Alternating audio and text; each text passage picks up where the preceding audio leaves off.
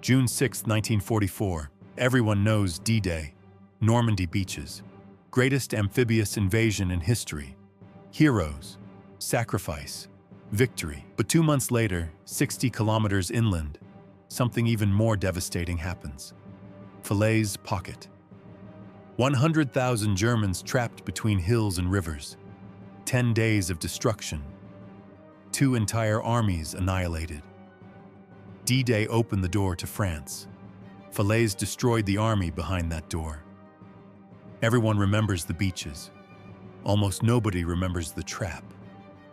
This is the story of the most forgotten and most decisive encirclement on the Western Front, where geography became a weapon, where 2 German armies died in Norman fields. To understand Falaise, you must understand the geography. The land itself created this trap. Look at Normandy in August 1944. In the north, hills rise up to 200 meters high. Perfect positions for Allied artillery looking down on everything below. In the south, more hills. Allied guns command the heights from both sides.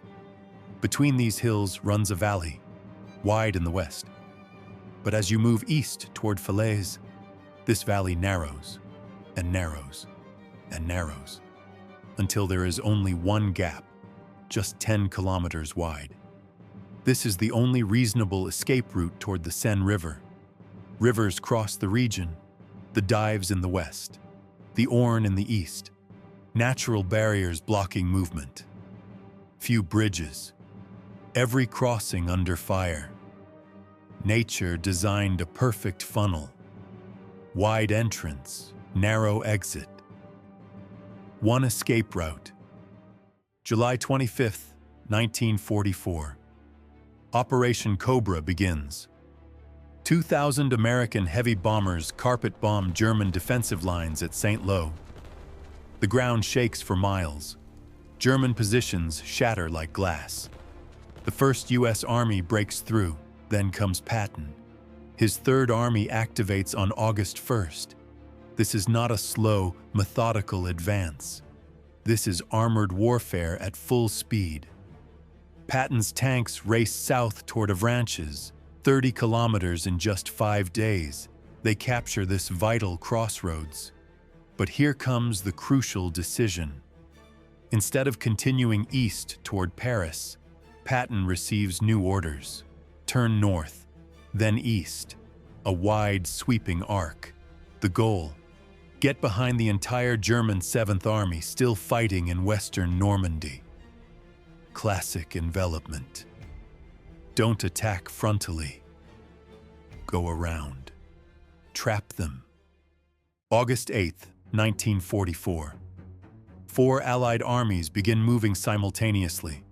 This is coordination on a scale rarely seen. From the north come the Canadians. The 1st Canadian Army under General Crérard launches Operation Totalize.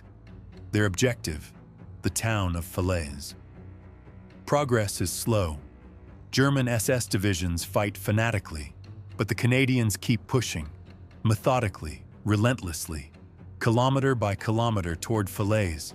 From the south and west come the Americans, Patton's 3rd Army and Hodges's 1st Army. They've already bypassed German positions.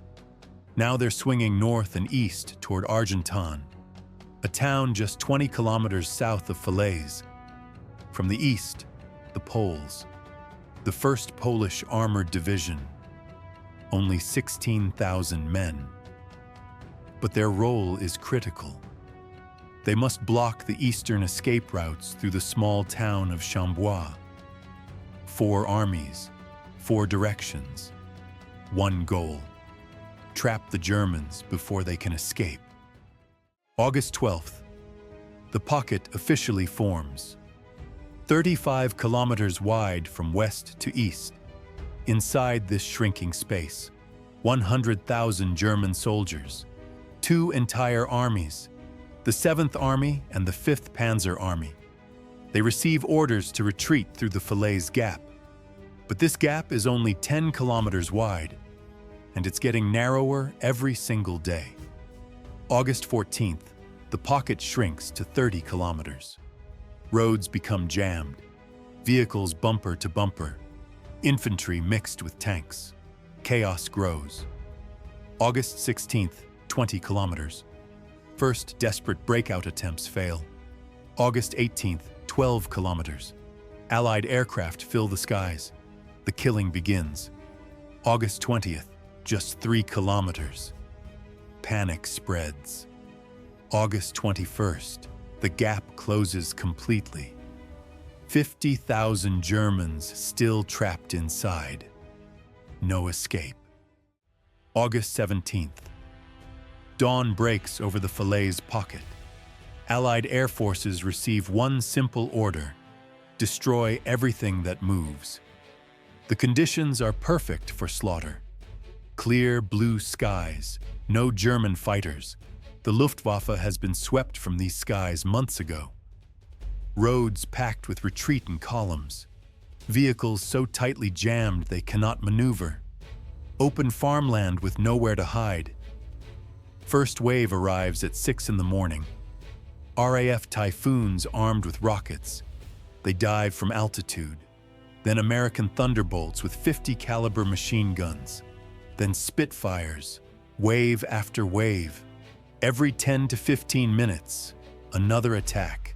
The killing ground for 2 days straight. 3,000 sorties, 2,000 vehicles destroyed from the air alone. Roads become graveyards. August 19th. Evening. The 1st Polish Armored Division reaches the small town of Chambois. 16,000 men total. Their mission is simple but nearly impossible. Block the eastern escape route. Close the back door of the trap. General Maxek knows exactly what's coming. His Poles are the only thing standing between 50,000 desperate Germans and freedom. And those Germans are about to throw everything they have at this thin Polish line. August 20th. Dawn. The German onslaught begins. The 2nd SS Panzer Division, the 9th Panzer Division, elite forces, veterans, they smash into the Polish positions with desperate fury. The math is brutal.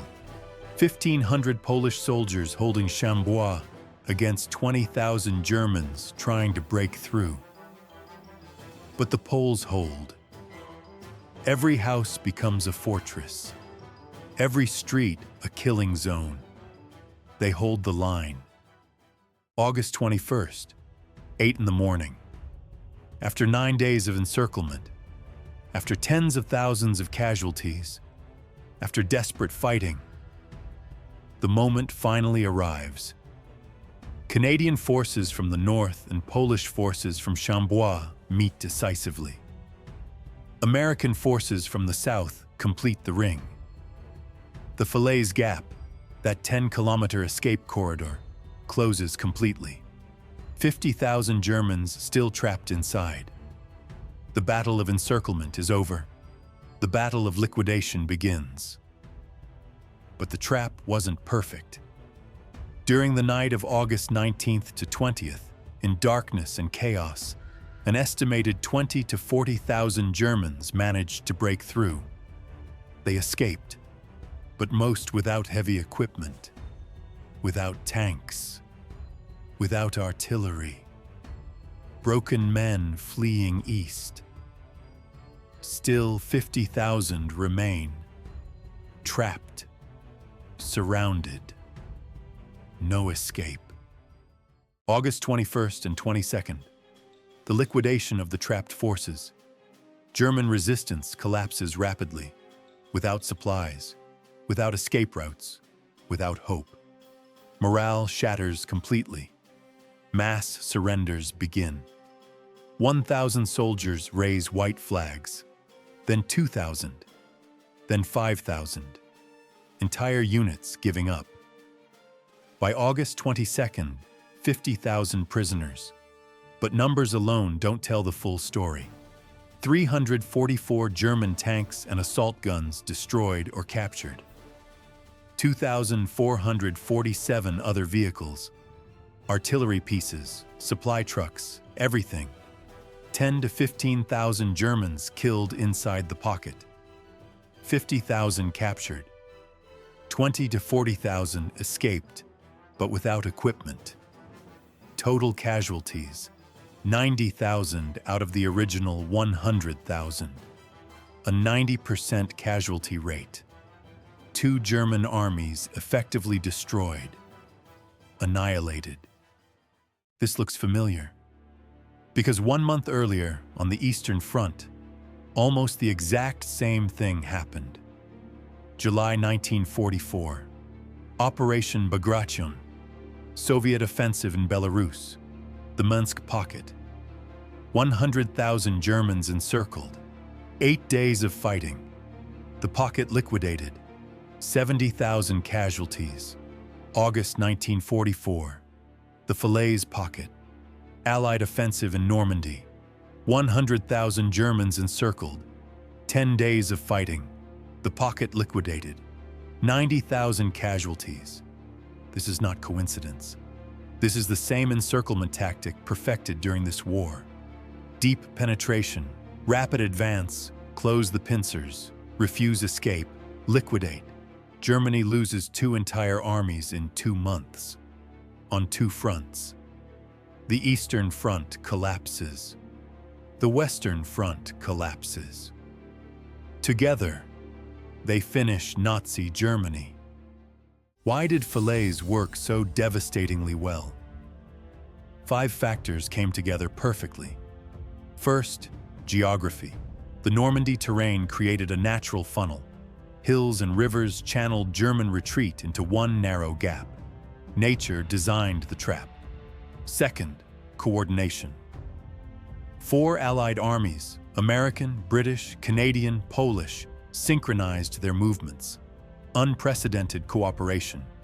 Third, air superiority. Complete dominance of the skies. 3,000 sorties. German columns had nowhere to hide. Fourth, enemy mistakes. Hitler's fatal errors. Ordering counterattacks instead of retreat. Refusing permission to withdraw until too late.